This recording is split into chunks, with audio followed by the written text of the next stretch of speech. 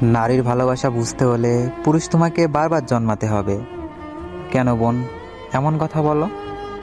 পুরুষ মানুষ কি এত নিকৃষ্ট খারাপ? হ্যাঁ, যেখানে একজন পুরুষ আপনার বাবা, আপনার ভাই, আপনার স্বামী, আপনার সন্তান।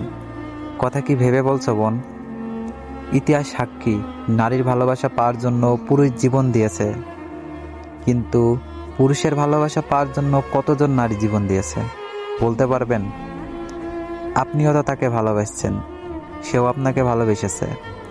তাহলে আপনি কেন বলতেছেন পুরুষ তুমি শান্ত মস্তিষ্কের, পুরুষ তুমি নিকৃষ্ট খুনি?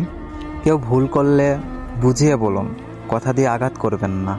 অসুস্থ মায়ের পাশে রাত জেগে বসে থাকা যুবকের চেয়ে চমৎকার কোনো কবিতা নেই। সৈনিকের ঘোড়ার মতো সন্তানের জন্য রোদ বৃষ্টি ঝড় তুফান যাবতীয় বাধা পেছনে ফেলে ক্রমাগত জীবনের ময়দানে ক্লান্তহীন ছুটে যাওয়া বাবার চেয়ে শান্তশীল কোনো সুপার হিরো নেই।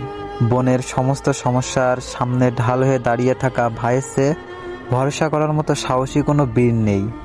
প্রেমিকার হাত ধরে সাবধানে রাস্তা পার করে দেওয়া প্রেমিকের চেয়ে মন জড়ানো আর কোনো রোমান্টিক গান নেই।